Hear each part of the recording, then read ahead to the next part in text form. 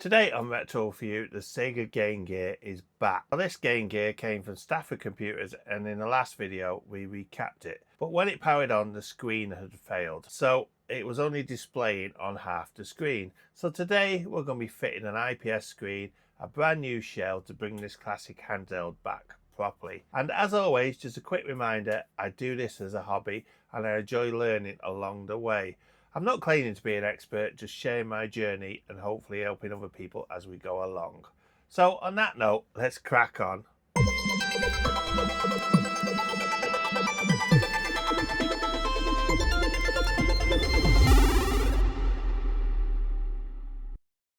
Before we jump into the video, a quick shout out about our sponsor, PCBWay.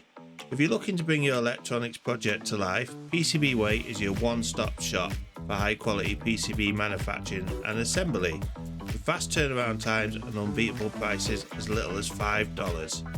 They make it easy to get your designs made just the way you want, from custom materials to assembly services and even 3D printing and more. PCBWay has everything you need to turn your ideas into reality. Join myself and thousands of happy customers and start your project today. Be sure to check them out in the link below or at www.pcbway.com. So this Game Gear from the previous video, we replaced the aging capacitors and got the machine powered back on. But once it came on, it was clear the original screen had failed. That's the reality with old hardware. Sometimes the fault gets fixed, but then the next one shows itself. So today's plan, rather than chase faults on the original screen and replace them, which is rather difficult, we're going to go along with some upgrades. We've got a modern IPS screen and a fresh shell ready to fit. Better brightness, sharper picture and a cleaner overall finish. So what we got to do is strip this down, so back we go inside the Game Gear. Because we worked on this last video, we should already know what we're dealing with. So I strip it down carefully and then we'll get on with getting this screen replaced.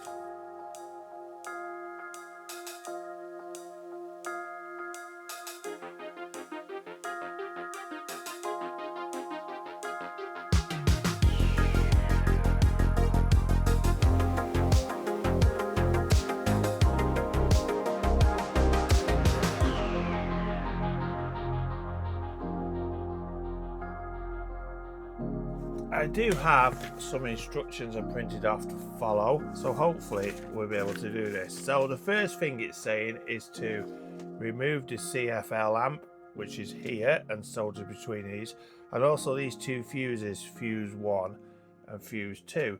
So we're going to get that board out and then we'll get those things removed. The ones we need to remove are here and here, so we need to desolder these. So what I'm going to do is we're going to get a desoldering gun and we'll go and get those two removed.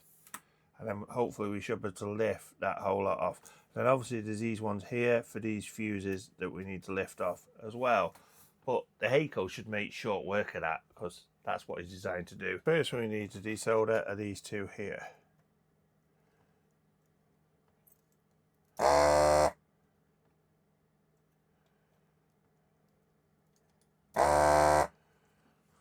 And then what we should be able to do is just lift this off. There you can see that is a part you need to take off at first, and it's just two contacts here, two wires each end, and then you end up with a board like this. Next what we need to do is to take the screen off. Now that is soldered on these pads along here, just like so. Can you see along here? Next thing I'm going to do is take this tape off the back because this is actually helping to hold the thing in. Should be able to just peel this off. Eventually. Now it does say in the instructions that you can rip this off, but I don't want to risk doing that because I don't want to risk damaging the pads. So I'm basically going to get the heat gun and I'm going to heat that up just so we can peel it off. Now what I'm going to do actually is while I'm here is just take these two fuses out here, it says. Now we could actually just snip these off if we wanted, but I think the easiest protocol is to just desolder these. And again, if you look here on the board, it is just this one here this one, that one, and that one. So again, we'll just desolder these. Be careful of all the plastics around here, because there is a lot of plastics you can actually hit with your soldering gun. So what I'm going to do is I'm going to run some flux along this connector, and hopefully let's just warm it up and see what happens, because we need to remove this without damaging the pads.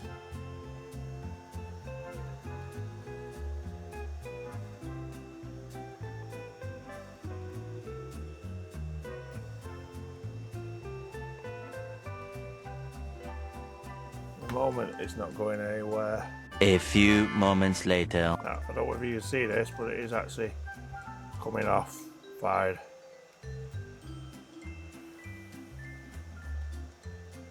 Because I did not want to damage any of these pads.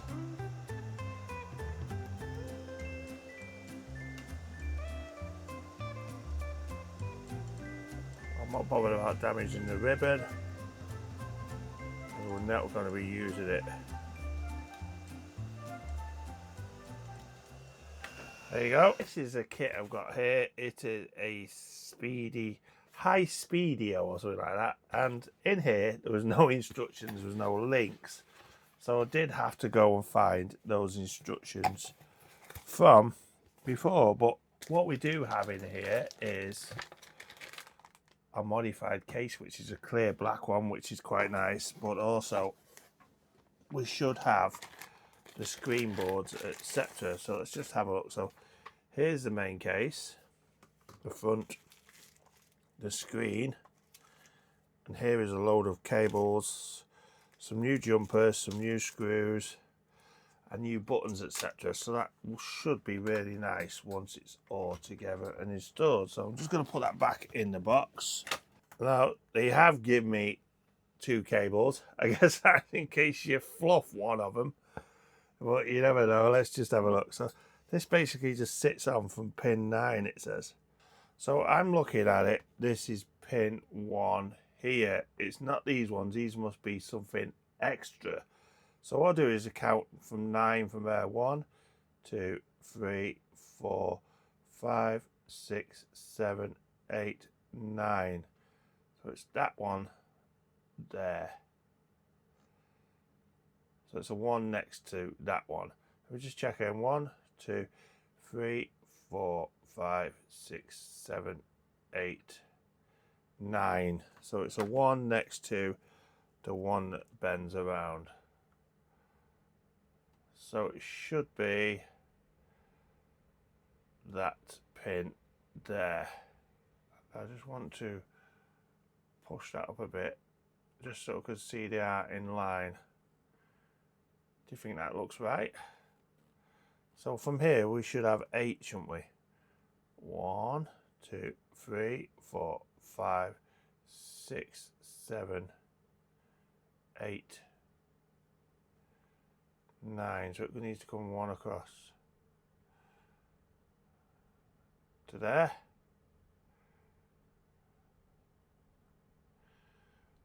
One, 2,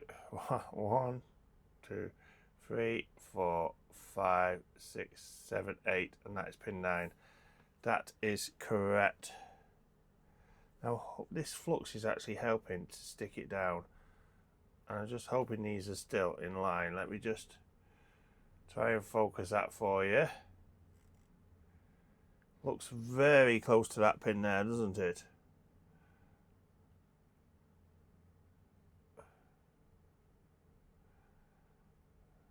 Just slowly. Now that I'm quite happy with to solder, I think. Now, how to solder this is going to be the problem. I need my very thin solder. So we're going to go ahead and I'm going to solder this. I'm going to try solder the end 2 pins first.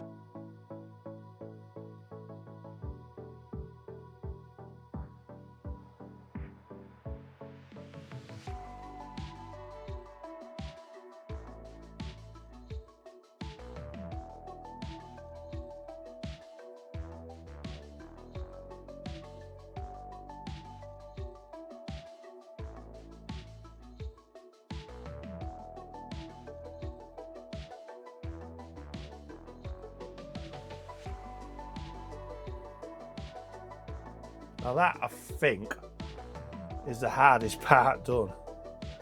So we need a jumper wire from T10 here to T11 here. Now they have provided us with some lovely little pieces of red kynar wire.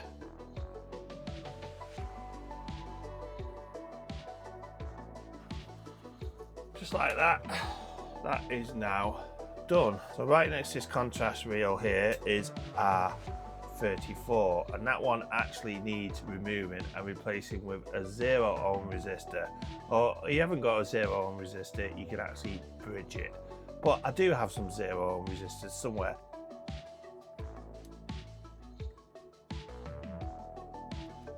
Oh, there you go. That's a 0 ohm resistor fitted.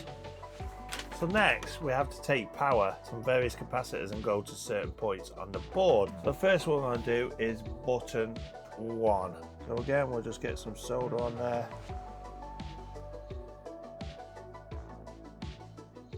And we'll just solder that on. Now this button 1 goes to C30.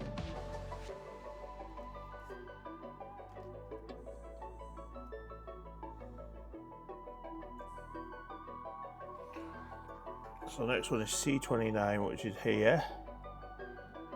We're just putting some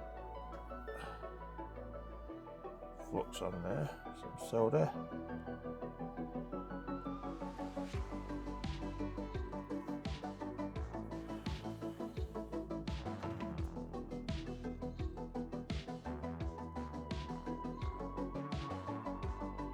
Last but not least, we have button 3, which goes to C28, and it looks like it comes from the underside.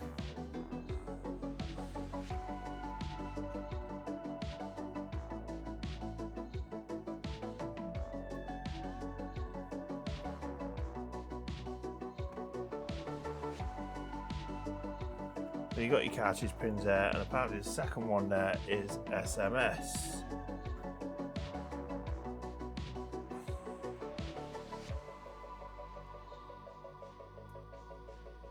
So that should be pin 6. There's quite a lot of wires, isn't there, with this install?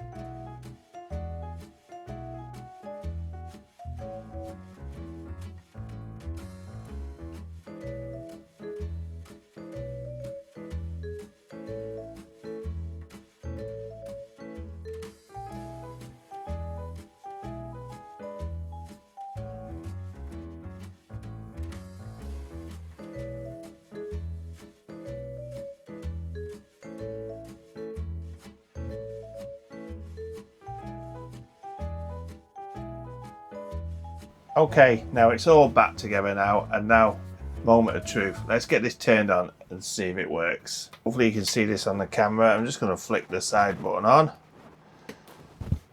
and as you can see, it's fully working. That is really nice. Now we do have a touch. You can see there how it's going through the different sizes of screens. I'm just going to put it on full anyway there, because it just looks a lot nicer. The volume is working. We could just try start a game if you like. So hopefully you can see that that is working. Look at that. So this came from Stafford Computers. It was in the window. It looked rather poor. It had a stick on the back saying faulty, and of course it didn't turn on. But we fixed that with a recap, and after the recap we ended up finding out the screen indeed was busted. So the ideal thing was to fit an IPS screen to this, and you can see the massive difference it makes. It's just so much nicer. So I'm really happy the way this has turned out. It saved the Game Gear, and it means it didn't go into the scrap pile. So this will be going back to Stafford's Computers. So thank you, Stafford Computers, for providing this and giving me the chance to fix this and restore it for you.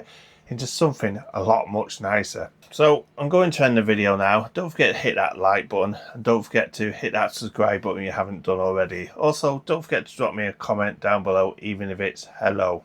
And also check out my YouTube buddies down below. You got likes of Captain Commodore, 8-Bit Retro Refix. They all do great things.